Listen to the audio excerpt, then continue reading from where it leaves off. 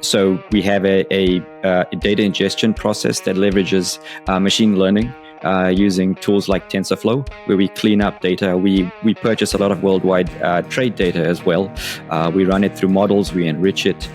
There's a process that we use there that includes... Before we get started with the show, here's a quick word from our sponsor, Global Training Center. As trade compliance professionals, you want to make sure that your procedures and documentation are completed as correctly as possible to avoid any delays and possible fines. We provide a range of trade compliance courses that will fit your needs. From in-person or web training to recorded on-demand courses, we can train one or even thousands on your team through your learning platform or on our portal. We can even customize a private session for your team. Go to globaltrainingcenter.com to find out more. Folks, we're in for a great show at Simply Trade Podcast. We've got a great show today, and with that, why don't you introduce our guest? Because, folks, this is going to be a good discussion, I think, and it'll hopefully stimulate you as far as how you vet products and the people that you're dealing with and whatnot, but also hopefully this will be something where you can find a way to work smarter, not harder. We have seen, admittedly so, we have seen in the past couple of years on these conferences a surge of companies that do a lot with AI, more specifically with forced labor. There are your other ones, that have also veered off and don't want to even touch forced labor, for example, like the classification type or recently, we talked to someone that the duty drawback, they absolutely want nothing to do with forced labor other than, very niche part of a trade compliance professional's work. So I did get to talk to Tariq, and at first, it was like, oh, so you're competing with the other half of the room was being mostly sponsored by the big three, pretty much, like the Sayaris and the Altanas of the world, and they were obviously with a big presence on that side, and then on our side of the room, I saw, other IT companies, and Tariq was one of them. And he's like, no, not necessarily. We address other parts of the supply chain and parts of trade compliance. And I was really impressed with his background and his partner's background as well, because they did come from HSI, from Homeland Security Investigations, if I'm not mistaken. Okay. So just want to make sure I get that correct. But we were able to just strike up a conversation, and it was really great. So, Tariq, thank you for following up and being persistent and keeping us in the loop, with each other. So and we now were able to schedule this show and have you come on. Hey, thanks a lot, Lalo. Andy, great to be on with you guys. And looking forward to talking and discussing the latest in trade and supply chain. Great. Well, let me jump in real quick. Is that so your processes that you want to talk about that in systems is are you using AI technology first off? And if so, and how so is it that if I'm in a compliance arena, what's the niche that you are hitting there with your company? Sure. Good question, and kind of I guess I'll answer it in maybe two sections. So from an AI perspective, we actually use it in three places. So we have a data ingestion process that leverages machine learning using tools like TensorFlow, where we clean up data. We purchase a lot of worldwide trade data as well.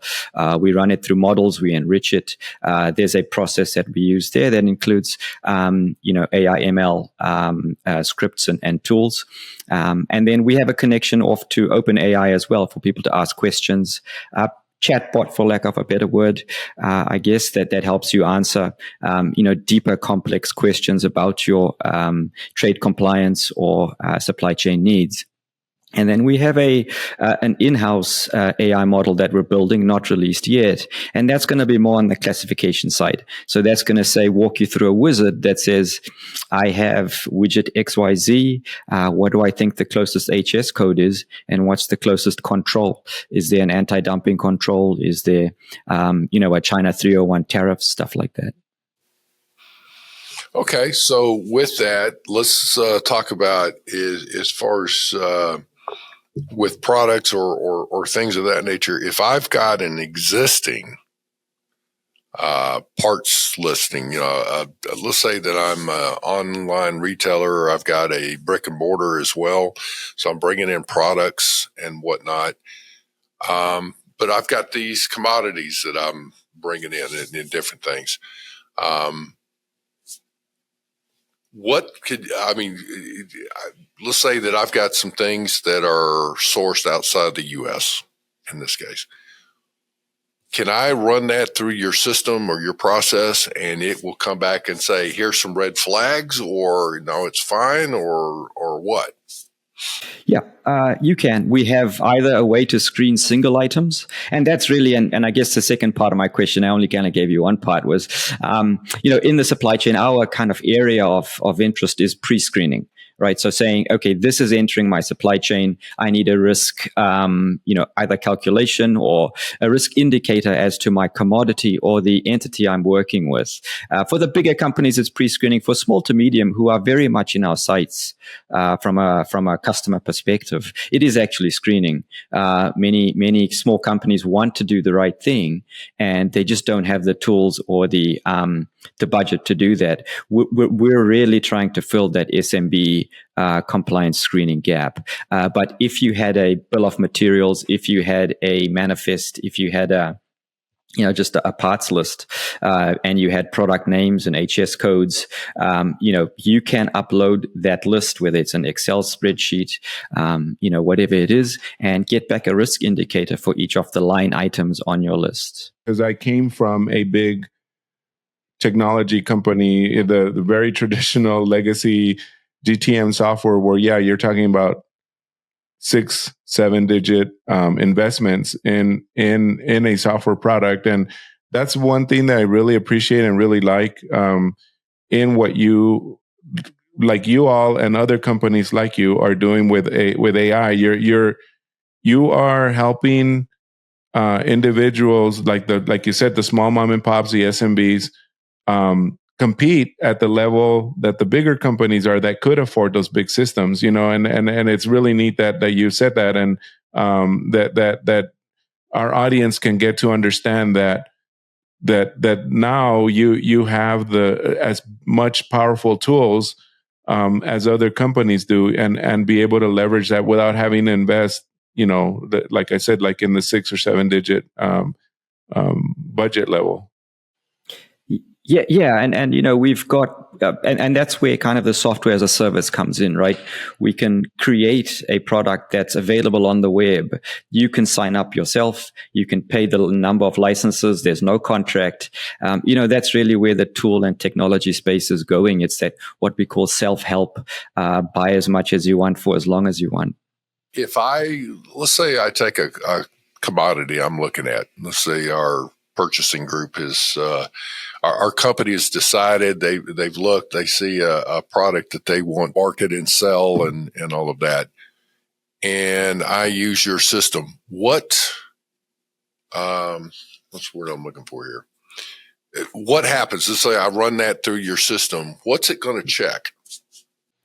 It's going to primarily check for two things. So it's going to say, do you have a company name or a person or individual that you're doing business with? And we'll knock that name off against, pretty standard restricted party screening. We've got a number of worldwide kind of sanctions lists. We've also got, second and third tier entity lists as well. And then we'll look at the commodity itself. So we'll say, okay, I see an HS code. I see it's 4-digit. Not much you can do with 4-digit. Try to go to 6 or 8. So we've got a kind of check coming in pretty soon that helps guide you through some of those data gaps as well, because that's a big part of screening. It's, are you filling out the customs form or whatever it is correctly? And something that we've, just to kind of emphasize is we're not ever advocating for a human coming out of the loop, right? Even with AI, the human has to be there. What we want to do is give the human two things. One is information to better do your job and tools to do it faster. Those are the two things that we're very interested in kind of doing. So if you did upload that list, we would start to provide indicators and risk related artifacts or data points to help you do your job. Okay. So in looking at it, though, is that if there is, let's just say that I've got a product, calculators, and I'm looking at it and it's manufactured in China. What's it going to check to say? Is there going to be red flags that come up, or you've got you're saying it's classified a certain way, so it may come back and say, here's the classification, but here is what am I going to see? Am I going to? Yeah, so you'd maybe see the consumer protection lists come back with saying, hey, you've got to have it in this particular packaging. You might see a China-related tariff control come up. You might also see a flag on the supplier. It may have we've got tools from Huawei, things like that are restricted. You'd want to see that, there's nothing on a restricted party list coming up as well. So whether it's a control, a commodity control, an import related control, whether it's a consumer protection related control, an entity or company that's potentially high risk, a lot of that will come back. Dumping issues as well. You've got some of the sensitive electronic related IP issues as well. So we try to give a pretty kind of 360 view from a control perspective. There are very important roles that brokers play in this whole process as well, including things like, only a broker can really do that 10-digit HS code classification, right? You don't want the system doing that. There's little checks and balances that have to be built in, based on the law. And that's a big part of what we try to include as well. Being, a former government, a civil servant, so to speak, with HSI, something that was very important was kind of that I learned early on in the agency was, how the statutes and the regulations apply, especially to export control and to import as well. Well, to your point, though, now I will say this. This is one where if you have a parts database that you're looking at and you're wanting to look at your classification, this is one of those things where I would run it through a system that did the automatic classification and see, what it came up with compared to what you already have. But then you can take and say, okay, here's my list. It's been classified. Broker, here you go. Do you agree with this classification or not? And have them, in a sense, certified or come back to it. It is easier, in a sense, and should be less costly for a company to say, let me have somebody check this and verify that it's correct. And if it's not, they can highlight and come back to it, but go through as much as they can to say, yeah, I agree with this. And there's your, for use, whereas then is using customs business to validate that versus not using any system at all. I think that's, I don't agree that that any law will prevent you from doing it. As far as that goes in today's world. But, it's, if you're having somebody classify something from ground zero that, here's the commodity, there you go. Then yeah, it's going to cost you more to classify or to pay for that to get classified than it is to say, here's a list. And, we believe we've gotten it to this point. Now you validate it, it should be less money in that realm. Now, if your system completely blew it and it's like, no, and all these items are not classified correctly, that's a whole different ballgame. But from what I understand right now, the automated classification process starts out somewhere around 30% accurate and gets up to 50% pretty quick. Again, depends on the criteria you put in there. Well, okay, that's that should help. And that's at least halfway through there. And as it continues to integrate into your system and processes, that accuracy rate then starts going way up. Is that pretty valid?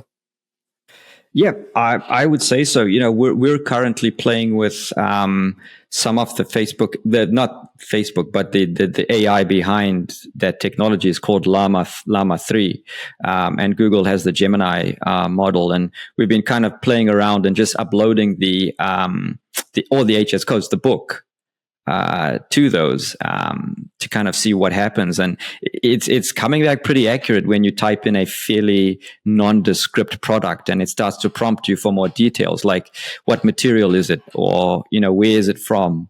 It can read in the comments as well, which is important within the HS code book. So I think that the level of accuracy, is only going to improve in the out years here. I actually saw a guy on Reddit who kind of built this tool with ChatGPT that let him upload a picture. And it used computer vision to classify it, and he didn't say how many false positives he had, but he showed the good example, and it did a pretty good job. So that to me is the holy grail. It's saying I either have a PDF or an image of a subassembly, I upload the image, and I get back the controls and the HS codes for all the parts. To get your system to that point, though, you've got to spend some time with it. You can't just get a system, plug it in, and say, it's plug and play, and there you go. I mean, that's something that I would have to think that you would need to spend some time to try and refine the searches and the results and all that. I mean, is that valid? And secondly, how do you go about doing that? Absolutely, and we've been working with a super smart broker out of Boston. She's retired now, but that information in the mind, in the experienced person's head, is what really validates the product. If you don't do that, you're going to fail.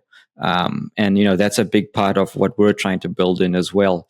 My business partner was a special agent at Customs, and then HSI for 35 years, and that's what gave us our start. It's that knowledge to say, I see this in the industry. I see a gap. This is how we could potentially fill it. Excellent. So what else can your system do as far as we've been talking about classification? You mentioned something about checking out people you're doing business with and all of that. What about that? We do the standard sanctions, restricted parties. We have politically exposed persons, beneficial ownership. I would say that's probably not our forte. We are more focused on the commodity side, but you do need to do that screening, right? Especially for US and EU. So that is there as well. The thing we're building now is an alert system for controls. So if how quickly things are changing these days, whether it's someone added to the OFAC list or like a tariff at China 301, 232, forced labor lists, we're seeing across our system, we're seeing 2,000 to 3,000 records updated a day, and so we're building a little tool that will connect to either your message system or to Slack or to WhatsApp that will be able to alert you on a specific thing that you're interested in, right? So maybe you import like dentures or something, and you want to see if there's a tariff change or if there's a control change. That's going to come out pretty soon as well. Yeah. Excellent.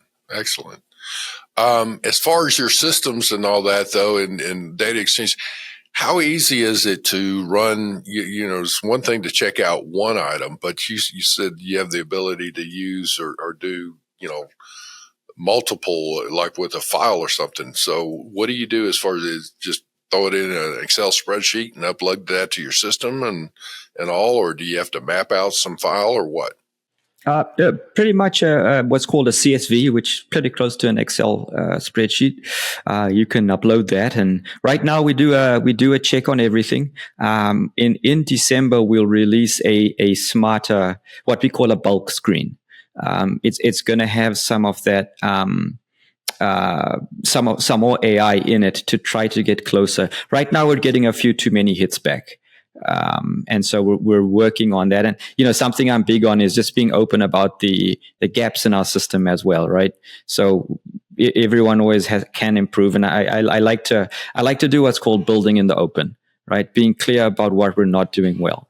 And right now, there's too many false positives coming back. So we're trying to tweak that. We're trying to make that a little more accurate so that how compliance people are. They don't have time. They're running around. It's crazy. We want to make it easier, not harder. And right now, we're making it a little harder. Mm-hmm. Oh, definitely. Lalo, what do you think as far as the process here from your perspective, from an IT, how to integrate something like this? Well, one of the biggest issues that we used to see, again, I came from that background where it's more of a legacy type solution, is exactly just that, is integrating a product with other products, and being able to bring things in. I mean, APIs have existed for quite a long time, and so have other built-in interfaces. But the problem with that is that it is very specific to how someone is either A, formatting the file, or B, reading directly from one system. Reading from one system through to another, and then they're just reading and feeding that file. Whereas integrating, and what Tariq is, or Tariq, I'm sorry, what Tariq is talking about is, I'm not going to say just any user, but just about any user that's very familiar with data, with their data, with formatting, with even Excel spreadsheets. It makes it a whole heck of a lot easier to just bring in that data and be able to implement. I know our implementation cycles, when I was doing this back in the day, were easily 6 to 9 to 12 months. I mean, even longer to implement. And from what I understood when I talked to Tariq back at the conference, I mean, we're talking about days versus months and much weeks, or much less months. So that's also a really big advantage that I see. And I'm assuming, I guess, Tariq, the gaps that you don't fulfill, I'm assuming, are also very easy to interface or integrate with other solutions, like the forced labor ones, for example. You very specifically say you're not doing a forced labor mapping. But there are other systems that do that. I'm assuming that maybe you're opening the door to easily be able to open that to that. Correct? Yeah, absolutely, and it's always important to note that the tools like Altana, Sayari, Measure, and Exeger, very important still. I mean, CBP is using some of those tools to screen on the import side. So yeah, no, for sure. I think more so than interfacing, I think that what the industry may want to kind of be okay with is having multiple tools. I know everyone wants kind of the one-stop shop, but I think that it's what we call vertical kind of niche analytical products or tools. It's kind of like you're streaming right now, right? Everyone was like, I've got Hulu, ESPN, Disney Plus, et cetera, et cetera. I think the analytical compliance space is going to become like that a bit, right? Yeah, totally agree. I mean, because there was that notion. I mean, we wanted to be the answer to everything. We wanted to have one platform where you had everything. You did your screening on there. You did your classification. You did your importing, your exporting, your duty drawback, and you name it. It was all in that one platform. But you're right. I mean, not if you do find a niche or a company who can really specialize very well in that, and answer that niche, and be able to talk to the rest of the system. So it doesn't matter how many solutions you have. That was a very good example. I mean, we used to always watch everything under one umbrella in a cable system, right? We had all our HBOs and Showtimes and Disney products under one umbrella of cable. But now we get to pick and choose and make up our own, cafeteria menu per se, on what we want to watch and what we want to pay for. And it makes it more competitive for one, and secondly,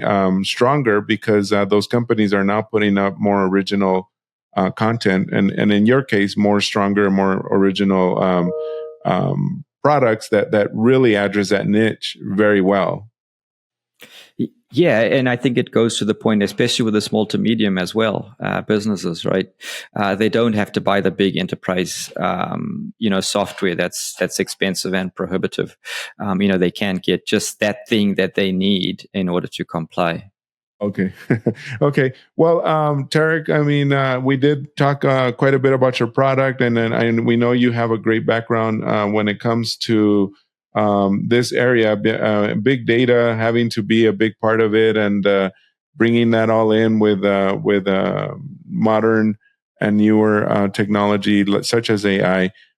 Is there anything else, I guess, in wrapping up, since we are running out of time here, that you may want to talk about and mention before we do complete or wrap up here? No, I think we covered it. The one other area that we're also focused on is mobile. Mobile phones and using that to do some of your work as well. I think that's more and more. I mean, the phones are getting bigger and smarter. People say you won't need a laptop in 5 years. I don't know about that, but having that kind of trajectory and things like that is I think important to our product line as well. Well, utilizing even the camera, who would have thought, the camera industry is taking a hit because of phones and utilizing that. So I can see a lot more integration as it goes on down. It's just been phenomenal as far as the advancement of technology. So, all right. Well, Tariq, it's Tariq, I guess is how you say that, it's right? Tariq, yeah. I'm sorry. Listen, I'd screw up a 2-car parade sometimes. All right. I appreciate your comments and whatnot. Folks, we're going to have Tariq's contact information in our show notes. And with that is that hopefully we can go through and see if there's more things that come about and more advancements, let us know so that we can do a follow-up show with you. Because in looking at this, again, working smarter, not harder is a key element here, and utilizing systems and especially the AI type things is, I think there's some phenomenal advancements coming along. So I love it. So appreciate your comments today. Hey, thanks a lot. Thanks, Lalo. Great to be on and chat with you guys. Really honored to be on your show, and definitely hope to see you on the conference circuit a little bit in 2025. Yep, we'll be hitting those, so don't worry. You'll see us out there. Yeah, it's coming along. All right, folks, we're going to turn it back over to you. We hope you have a great day. We will say this. Thank you so much for liking and sharing our show. Please do so. If you haven't already done it, please hit that follow or subscribe button. It does help us. Our show is growing in popularity. It's expanding into other countries and as far as our listenership. So thank you for that. So with that, have a great day. Thank you very much for joining us. Simply Trade is brought to you by the generous contributions of Global Training Center. You can follow the show and GTC on LinkedIn or Twitter and other social networks. Make sure you check out the show notes in the description for a full rundown of today's show with all the important links. Also, make sure that you share this with a friend and subscribe on your favorite streaming platform. We really like hearing from you. If you enjoyed the show, make sure to rate and review wherever you listen to this podcast. If you or someone you know would like to be a guest on the show or would like to sponsor Simply Trade or suggest any topic you would like for us to discuss, please contact us via email at simplytrade@globaltrainingcenter.com, or you can DM us on Twitter at simplytradepod. Thank you again for the privilege of your time. Happy trading. Simply Trade is not a law firm or an advisor. The topics and discussions conducted by Simply Trade hosts and guests should not be considered and is not intended to substitute legal advice. You should seek appropriate counsel for your own situations. These conversations and information are directed towards listeners in the United States for informational, educational, and entertainment purposes only and should not be substituted for legal advice. No listener or viewer of this podcast should act or refrain from acting on the basis of information on this podcast without first seeking legal advice from counsel. Information on this podcast may not be up to date depending on the time of publishing and the time of viewership. The content of this posting is provided as is. No representations are made that the content is error-free. The views expressed in or through this podcast are those of the individual speakers, not those of their respective employers or Global Training Center as a whole. All liability with respect to actions taken or not taken based on the contents of this podcast are hereby expressly disclaimed.